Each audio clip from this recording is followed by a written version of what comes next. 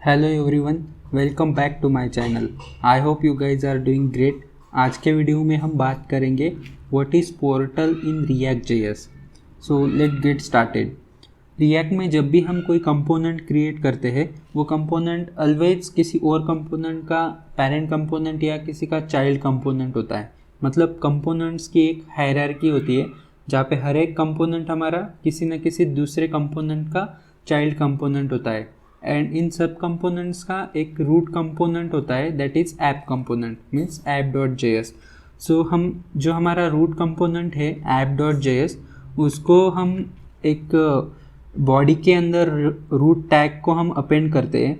जैसे कि यहाँ पे आप देखोगे हमारा जो ऐप कंपोनेंट है, इसको हमने इंडेक्स डॉट जे एस वाली फाइल में एक रूट एलिमेंट क्रिएट करके उसको अपेंड किया है। ओके, नाउ ये जो रूट एलिमेंट है ये हमें पब्लिक में जो index dot H T M L file है उसमें हमने एक आईडी दिया होता है। मतलब रिएक्ट का बाय डिफ़ॉल्ट एक डिव क्रिएट होता है बॉडी टैग में, उसको रूट आईडी होता है। एंड हम जितने भी कंपोनेंट्स क्रिएट करते हैं वो सारे रूट के मतलब ये डिव के अंदर ही क्रिएट होते हैं। जैसे कि हम अगर इसको इंस्पेक्ट करें तो यहाँ पे ये रूट आईडी है।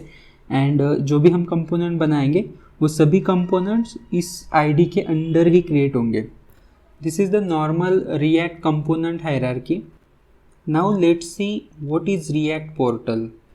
So React Portal is a feature in React.js that enables component to render content into a different part of the DOM hierarchy outside of the parent component but still within the same React tree. So अगर हमें कोई component हमारी जो DOM hierarchy है उसके अलावा कई और जगह पे अपेंड करना है, so that we can do by using React portal. For example, अगर हमारा कोई एक कंपोनेंट है जिसको हमें ये रूट एलिमेंट के बाहर, मतलब जो रूट वाला डिव है इसके बाहर अपेंड करना है, सो वो हम बाय यूजिंग रिएक्ट पोर्टल हम कर सकते हैं। बट ऐसा करने की ज़रूरत कब पड़ती है? लेट सपोज यहाँ पे मैंने ऐप डॉट जे एस में एक मॉडल क्रिएट किया है एंड एक टॉगल मॉडल का बटन है, उसके क्लिक पे ये मॉडल शो एंड हाइड होता है। And modal dot J S file में ये मॉडल का कोड है जहाँ पे मैंने already C S S and जो फंक्शनैलिटी है वो करके रखी है। सो टॉगल मॉडल की क्लिक पे एक नॉर्मल मॉडल ओपन होता है एंड इसके क्लोज के क्लिक पे वो क्लोज हो जाता है। नाउ मैं टॉगल मॉडल करता हूँ तो ये HTML वाला जो स्ट्रक्चर है वो रूट डिव के अंदर ही आता है। सी, यहाँ पे ऐप वाला डिव है एंड ऐप के अंदर ये जो मॉडल वाला आ रहा है, क्लास मॉडल वाला, वो हाइड एंड शो हो रहा है। ओके, बट हमें ये मॉडल फुल पेज शो कराना है। मतलब पूरे स्क्रीन पे जो बॉडी टैग है उसके अंदर ये ओवरले दिखना चाहिए ग्रे कलर का, एंड ये मिडल में ये पॉपअप दिखना चाहिए। सो ये कैसे होगा? हमारे पास एक वे है, जो हमारा सी एस एस है उसको हम मॉडिफाई कर सकते हैं। लेट सपोज हमारा जो ऐप क्लास है, जो कि ऐप डॉट जे एस में हमने ऐप क्लास हमारा मेन क्लास है, इसको हमने विड्थ, हाइट एंड पोजीशन लगा के रखी है। अगर इसको हम कमेंट कर दे पोजीशन को, सो ये हमारा हो गया। मतलब इससे हमारा एक सॉल्व हो जाएगा प्रॉब्लम कि पूरे पेज पे मॉडल दिखेगा। बट लेट सपोज हमारा ये जो पोजीशन रिलेटिव है ये हमारा रिक्वायर्ड है, इसको हम हटा नहीं सकते, इसको कई और जगहों पे ये लग रहा है। सो इस केस में हमें इसको हटाना नहीं है। सो इस केस में हमें ये जो कंटेंट है हमारा, दिस इज़ मॉडल वाला, ये मॉडल वाला कंटेंट हमें ये ऐप क्लास के बाहर प्लेस करना होगा, तभी जाके हमारा ये मॉडल पूरे पेज पे शो होगा। सो इसको हम बाहर रख सकते हैं बाय यूजिंग पोर्टल। सो क्या करना होगा पोर्टल के लिए? जो हमारा मॉडल वाला फाइल है उसको हमें बस यहाँ पे रिटर्न के जगह यहाँ पे रिएक्ट डॉम से हमें एक पोर्टल वाला क्रिएट पोर्टल का मेथड है, उसको हमें यूज़ करना होगा एंड इसको इंपोर्ट करेंगे हम रिएक्ट डॉम से। So import React DOM from React DOM. Okay, इसको इंपोर्ट किया एंड इसको React dot means create portal वाला जो मेथड आता है रिएक्ट डॉम का, उसको फर्स्ट पैरामीटर हमारा कंपोनेंट हम पास करते हैं, this is the first parameter. And second one जो हमारा कंपोनेंट है, मतलब जो हमारा कंटेंट है, उसको हमें कहाँ पे प्लेस करना है, उसका आईडी पास करना होता है।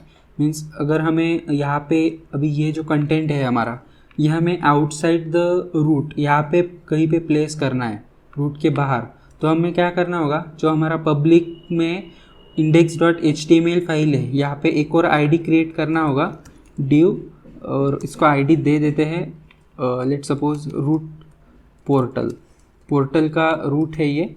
एंड यहाँ पे हमें हमारा जो मॉडल है वो प्लेस करना है। सो क्या करना होगा, यहाँ पे सेकेंड पैरामीटर में document.getElementById एंड जो आईडी क्रिएट किया है वो हम यहाँ पे as a second parameter pass कर देंगे क्रिएट पोर्टल वाले मेथड को। ओके, नाउ अगर हम दोनों फाइल्स को सेव करें एंड जो CSS में चेंजेस किए थे वो रिवोट कर दें। Okay, that is already uncommented. So अगर मैं अभी टॉगल मॉडल पे क्लिक कर रहा हूँ तो ये पूरे पेज पे ओवरले आ रहा है। एंड मैं यहाँ पे अगर देखूँ तो ये रूट के बाहर भी प्लेस हुआ है। ये जो कंपोनेंट है हमारा मॉडल वाला, ये रूट पोर्टल के अंदर हुआ है। सी यहाँ पे मॉडल वाला क्लास एंड ये पूरा कंटेंट रूट एलिमेंट के बाहर प्लेस हो रहा है। So this is because of modal. So इस तरीके से हमारा जो मॉडल है वो outside the root element place करने से हमारा प्रॉब्लम सॉल्व हो गया। एंड अगर हम अभी देखें कि मैंने यहाँ पे जो मेन मॉडल का जो डिव है, मीन्स हमारा जो मेन डिव है ऐप वाला, उसको मैंने ऑन क्लिक पे कंसोल क्लिक प्रिंट कराया है। दैट मीन्स कि मैं अगर मॉडल पे भी क्लिक करूँगा, मतलब बॉडी पे कहीं पे भी क्लिक करूँगा तो क्लिक करके एक कंसोल स्टेटमेंट प्रिंट हो जाएगा। सो मैंने ये अभी जो मॉडल वाला कंटेंट है, जिसमें ये वाला कंटेंट जो है ये मैंने रूट एलिमेंट के बाहर प्लेस किया है bye using React portal.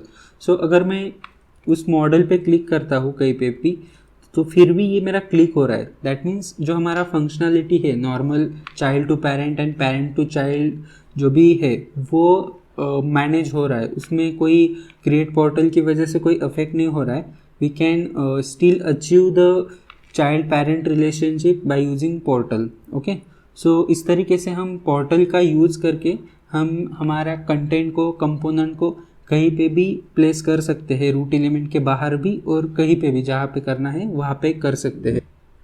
React portal काफ़ी यूज़फुल हो जाता है जब हमारा पेरेंट कंपोनेंट में कोई ऐसा CSS लगा है जिसकी वजह से वो सारा कंटेंट मतलब जिसको फॉर एग्जांपल पोजीशन रिलेटिव लगा है या फिर ओवरफ्लो हिडन लगा है, तो उसकी वजह से फुल विड्थ हम दिखा नहीं सकते कंटेंट को। उस टाइम पे हमें वो कंटेंट उसके बाहर अगर प्लेस करना है तो उस केस में ये पोर्टल काफ़ी यूज़फुल होता है। आई hope you guys learn something new from this video. मिलते हैं नेक्स्ट वीडियो में। Thanks for watching.